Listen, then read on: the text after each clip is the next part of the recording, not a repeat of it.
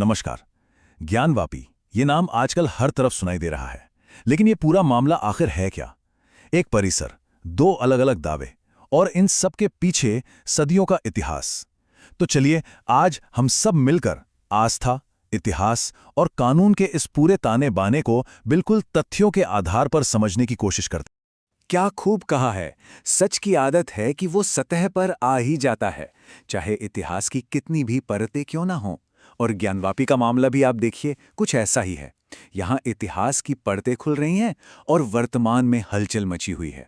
सच की ये तलाश आज हमारे समय के सबसे बड़े सवालों में से एक बन गई है।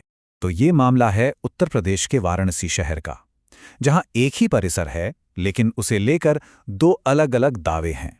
और बस यही एक बात इस पूरे विवाद की जड़ है, इसका केंद्र है।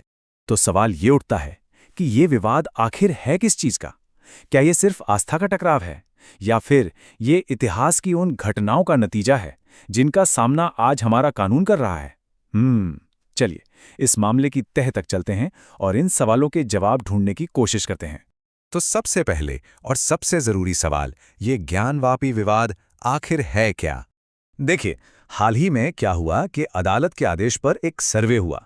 इस सर्वे के दौरान परिसर में जो वजूखाना है, मतलब वो जगह जहां नमाज से पहले शुद्धि की जाती है, वहां एक संरचना मिली। और बस इसी एक खोज ने मौजूदा विवाद को हवा दे दी। अब एक पक्ष का कहना है कि ये कोई आम संरचना नहीं बल्कि एक प्राचीन शिवलिंग है।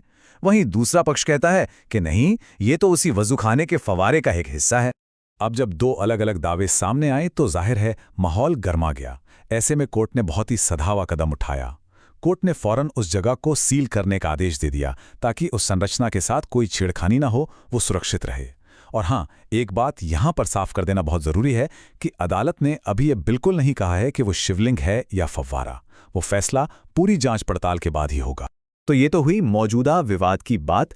अब जरा ये समझते हैं कि ये मामला अदालत तक पहुंचा कैसे, क्या दलीलें दी गईं और इसका कानूनी सफर अब तक कैसा रहा है। आपको जानकर शायद हैरानी हो, लेकिन इस विवाद की कानूनी लड़ाई कोई नई नहीं है। ये दशकों से चल रही है। सबसे पहली याचिका तो साल 1991 में ही दायर हो गई थी, जिसमें परिसर में पूजा के अधिकार की मांग की गई थी।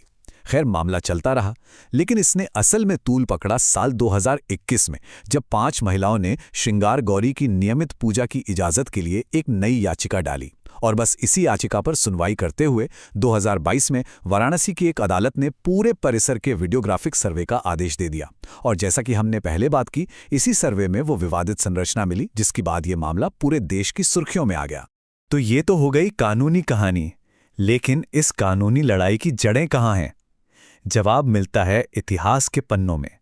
तो चलिए जरा पीछे चलते हैं।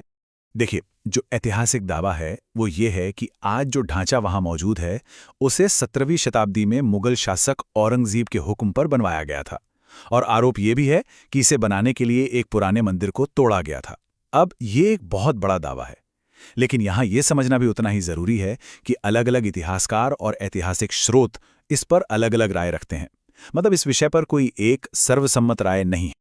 गुजरा हुआ कल महज कहानी नहीं, आज के हर सवाल की निशानी है। बिल्कुल।